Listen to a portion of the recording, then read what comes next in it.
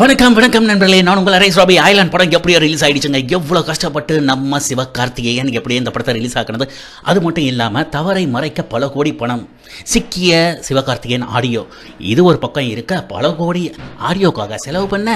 மேலும் பார்த்தீங்கன்னா இந்த படம் வெளியே வர்றதுக்கு அதுக்கு பல கோடி செலவு செய்ய 6-7 வருஷமாக இந்த படம் கிடப்பில் கிடந்து அது ரிலீஸ் ஆகிறதுக்கு பல கோடி செலவு பண்ண. ஆக மொத்தம் சீமராஜா, ரெமோ இந்த மாதிரி பல படங்கள் ஊற்றிக்கிட்டு போனதுனால அந்த காசுல போனதுக்காக நம்ம சிவகார்த்திகேயன் இப்போ தெருக்கோடி போக இப்படி எல்லா கோடியும் நம்ம சிவகார்த்திகேயன் தலையில் நிற்க இந்த படம் தான் நம்ம சிவகார்த்திக்கு வாழ்வா சாவா அப்படின்னு இருக்குங்க. இதுக்கு நடுவில் பல கோடி நம்ம பால் படத்துலேருந்து இவங்க சுட இந்த மாதிரி எல்லா விஷயங்களும் இருக்கிற பட்சத்தில் இந்த படம் ஹிட் ஆக போதா இல்லையா? மேலும் சிவகார்த்திகேயன் என்னென்ன பிரச்சனையெல்லாம் இப்போ கடந்து வராரு. புதுசாக வந்த படம் ஐலாண்ட் கூட நம்ம சிவகார்த்தி நடித்தா இன்னொரு படம் ரிலீஸ் ஆக போகுதுங்க. என்னது தான் ரிலீஸ் ஆகிடுச்சு, நேற்று தெரியாதுங்களா? ஐலாண்ட் படம் மட்டும் கிடையாது, புதுசாக இன்னொரு படம் ரிலீஸ் ஆகிருக்கு. அங்கே புதுசாக வந்துடுச்சுங்க. கருப்பா ரொம்ப குசும்புக்காரன் அப்படின்ற மாதிரி நம்ம சிவகார்த்தி ரிலேஷன்ஷிப்பில் இருந்த பாடகி சௌந்தர்யா, சிவகார்த்தி சௌந்தர்யா இப்படின்னு ஒரு போட்டானுங்க. உடனே நெட்டிசன்கள் போட்டு அடிக்க ஆரம்பிச்சிட்டானுங்க. அயலான் படம் ரொம்ப கஷ்டப்பட்டு சிஜி எஃபெக்ட்ஸ் அது இதுன்னு என்னென்னமோ கிராஃபிக்ஸ்லாம் சங்கர் படத்தையே தூக்கி சாப்பிட்ற அளவுக்கு வர சமயத்தில் திடீர்னு அந்த இதையே தூக்கி சாப்பிட்ற அளவுக்கு நடுவில் வந்துடுச்சுங்க.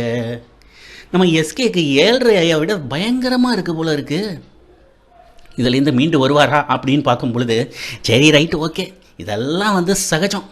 ஆனால் அண்ணேன்னு சொல்லி நம்ம இமானனுக்கு வச்சாப்பல பாருங்க, அதுதாங்க சிவகார்த்திகோட ஹைலைட்டு. இப்போ என்ன பஞ்சு டைலாக்னா, குத்துங்க இமான் குத்துங்க, குத்துங்க இமான் குத்துங்க அப்படின்னு இமானை எல்லாம் தூக்கி விடுறாங்க.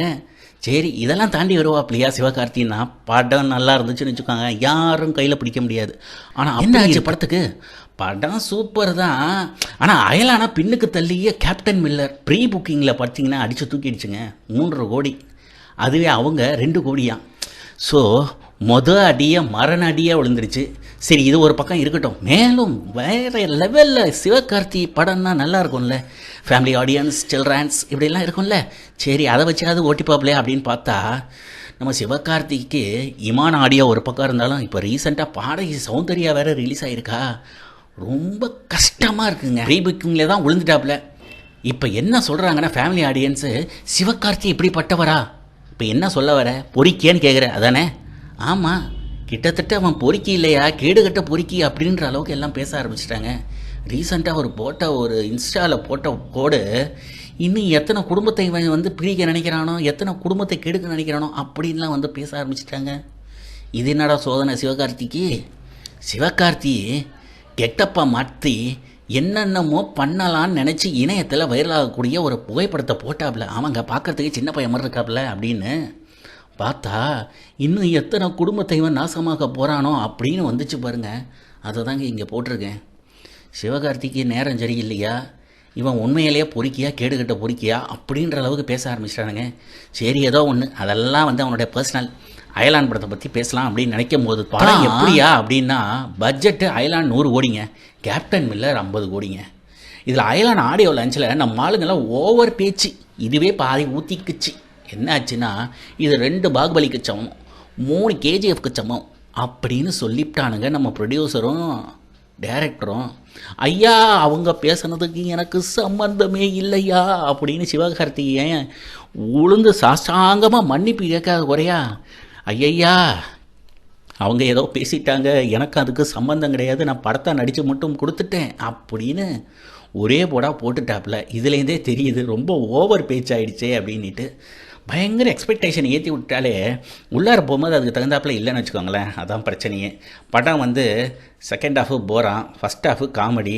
மேலும் நம்ம ஏஆர் ரஹ்மானோட மியூசிக்கு பெருசாக அந்தளவுக்கு உதவலை. ஆனால் அந்த பக்கம் பார்த்தீங்கன்னா ஜிவி பிரகாஷ் பாட்டே கிளப்பிட்டாப்லையா. படத்தோட இதுவே பேக்ரவுண்ட் மியூசிக்கு, வைலன்ஸு, சண்டை காட்சிகள் செம்ம ரகலையை கொடுத்துட்டாங்களாம். கடைசி 45 மினிட்ஸ்லாம் சான்ஸே இல்லையா. அதுவும் இல்லாமல் அங்கே வில்லன் தான் டாப்பு, இங்கே வில்லன் தான் ஒன்றும் இல்லாமல் கீழே மொக்கையாக போயிடுச்சான். எப்பயுமே எந்த படத்துலையுமே வில்லன்னு எப்போ டாப்பாக இருக்கும் அப்படியா அந்த படம் தான் பிளாக் பஸ்டர் மூவியாக இருக்குங்க. ஆனால் இந்த படத்தில் இப்போ ஐலாண்ட் படத்தில் அதுதான் இப்போ மைனஸ் ஆகிடுச்சு. சரி, ஏதாவது இருக்கா அப்படின்னா எஸ்கேவை என்னையா அப்படி சொல்லிட்டீங்க அப்படின்னா இல்லைங்கப்பா பொறிக்கையோ ஐயோகோ அப்படின்லாம் சொல்லாதீங்க. இவனுங்களாம் என்ன நல்லவனுங்களா? தனுஷும் சரி அனிருத்தும் சரி அப்படின்னு சொல்லலாம். என்ன பிரச்சனைனா, சிவகார்த்தி தன்னை வந்து ரொம்ப நல்லவன், எங்கள் வீட்டு புள்ள உங்கள் வீட்டு புள்ள அப்படின்னு நடிச்சிட்டாப்புல. எல்லாரும் வந்து மனசில் வந்து பச்சை குத்தி வச்சாச்சு. சிவகார்த்தி நம்ம வீட்டு புள்ள ரொம்ப நல்ல புள்ள, எந்த கெட்ட பழக்கம் கிடையாது, எந்த விதமான கெட்ட செயலும் செய்ய மாட்டாப்புல அப்படின்னுட்டு இப்போ ஒன்று ஒன்றா வருது பாருங்கள். இமான் வந்து சொல்கிறாரு இவன் பொறிக்கின்னு. அது இல்லாமல் நடுவில் சௌந்தர்யா பாடகி, ஐயோ அது வேறு நடுவில் ரிலீஸ் ஆகிடுச்சு. அயலான் படமும் அதுவும் சேர்ந்து ரிலீஸ் ஆகுதுங்க. சரி சிவகார்த்தி வந்த சோதனை அவ்வளோதான் அப்படின்னு பார்த்தா, ரஜினியை நடுவில் வந்து புல்லில் பூந்த மாதிரி அதில் ஒரு பில்டப்பு. அதுக்கெல்லாம் பல கோடி செலவு பண்ணுறாரு நம்ம சிவகார்த்தி. போகிற போக்கா பார்த்தா இருக்கிற பணத்தை எல்லாத்தையுமே செலவு பண்ணி நடுத்தருக்கு வந்துடுவான் போல இருக்கு. இதில் நடுவில் இவனுக்கு செய்யார் பாலக்கு எவ்வளோ டிவி பண்ணு வாங்கி கொடுத்தாப்லையே தெரியல. அவன் பேசுகிற பேச்சை கண்டாலே நமக்கு ரொம்ப கோக்கியோ, என்னத்தை சொல்கிறதுன்னே புரிய மாட்டேங்குது. எஸ்கேவை காப்பாற்றிய ரஜினின்னு நினைக்கிறேன். அப்புறம் ஆடியோ லான்ச்சில் அப்புறம் என்னத்துக்கு இந்த லூசு சொல்கிறான் அதை கேட்க தோணும்ல. எனக்கு வந்து இன்னும் அதிகாரப்பூர்வமான எந்த அழைப்பும் வரலை. ஹீரோவே சொல்கிறான் எனக்கு அதிகாரப்பூர்வமான அறிவிப்பு வரலன்னு. இவன் டீ பண்ணு கலையிறவன்லாம் வந்து எஸ்கேவை காப்பாற்றினார் ரஜினின்றான். ஏண்டா ஒய் செய்யார் பாலுக்கு ஒரு டீ பண்ணு வாங்கி கொடுத்தாலே போதும் போல இருக்குது. யாருக்கு வேணாலும் கூவேன். இப்போ ஏதோ காசு தூக்கி எலும்பு துண்டி ஏதோ போட்டாப்புல போல இருக்குது. அதனால் எஸ்கே கூவுறதுக்கு சொல்கிறதுக்கு மேலே கூவுறான், பயங்கரமாக கூவுறான். சரி நடத்து ராசா அப்படின்னு சொல்ல வேண்டியதான். எஸ்கேவை காப்பாற்றிய ரஜினி வேறு வேலை கிடையாதா? அவரே அவருடைய சூப்பர் ஸ்டார் பட்டம் அப்போவோ இன்றைக்கோ நாளைக்கோ எங்கே போகுதுன்னு தெரியல. அப்படியே அலேக்கா ஆகி உள்ளார உருவி விட்டு எடுத்துக்கலான்னு பார்த்துக்கிட்டு இருக்கானுங்க பல பேர். இப்படி இருக்கும் சமயத்தில் வந்து மீண்டும் பொறுக்கியின் ஆட்டம் அப்படின்னு தான் சொல்லணும். ஏன்னு வச்சுக்கோங்களேன், எஸ்கே அந்த ரேஞ்சுக்கு வந்து சோஷியல் மீடியாவில் பல கைக்கூலிகளை கைவசம் வச்சுருக்காப்புல.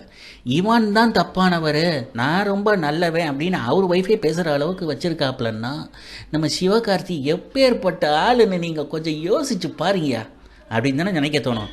எப்பா என்ன படத்தோட ரிவ்யூன்னு எதுவுமே பேசவே மாட்டேற, கரெக்டாக வந்துட்டுருக்கேன் இல்லைங்க.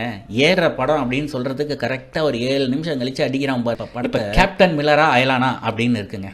படம் வந்து ஃபுல்லாக வந்து ஃபேமிலி சப்ஜெக்ட் ஃபார் ஃபுல்லாக வந்து கிட்ஸு குழந்தைங்களுக்காக அப்படின்ற மாதிரி ஒரு பேனரை குத்தி அடிச்சிட்டானுங்க, பச்சை குத்திட்டானுங்க. இந்த பக்கம் பார்த்தீங்கன்னா ரக்கட் பாய்ஸு குழந்தைங்க கூட இப்போ ரக்கட் பாய்ஸ் ஆகிடுச்சுங்க. அந்த ரேஞ்சுக்கு வைலன்ஸு அப்படியே ஒரு இதாக இருக்குது. இப்படி இருக்கும் சமயத்தில் என்ன ஆகும்னு நினச்சி பாருங்களேன். டெஃபினட்டாக வந்து இந்த படத்துக்கு வந்து ஃபேமிலி ஆடியன்ஸும் கிட்ஸும் அவங்களே ஏதாவது கொஞ்சம் இவருடைய பல லீலைகள்லாம் இருக்குல்ல அதை நினச்சி கொஞ்சம் வராமல் இருந்தாங்கன்னா படம் ஃப்ளாப்புங்க. இதில் என்னன்னா ட்ராபேக்கே வந்து ஏஆர் ரஹ்மான் மியூசிக்கும் வில்லனும் தான் படத்தோட ட்ராபேக், அயலானோட ட்ராபேக்குன்ட்டாங்க. இன்னும் நம்ம கேப்டன் மில்லரோட ட்ராபேக்கு எதையுமே சொல்ல முடியல. ஏன்னா படத்தோட கதை வந்து வேறு லெவல் இருக்குன்ட்டாங்க, கொண்டு போன விதமும் வேறு லெவல், ஃபுல் வயலன்ஸும் பக்காவாக அடிச்சிருக்காங்க. தனுஷ் வந்து ஒரு 3 கெட்டப்பில் வராப்பில்.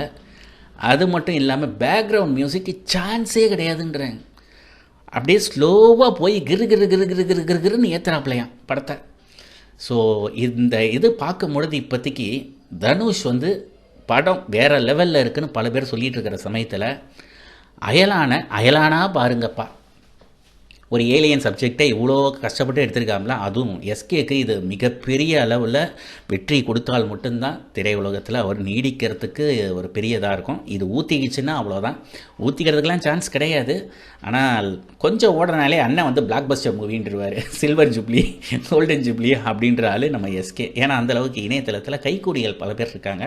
அதனால் அதை பற்றி கவலை இல்லை.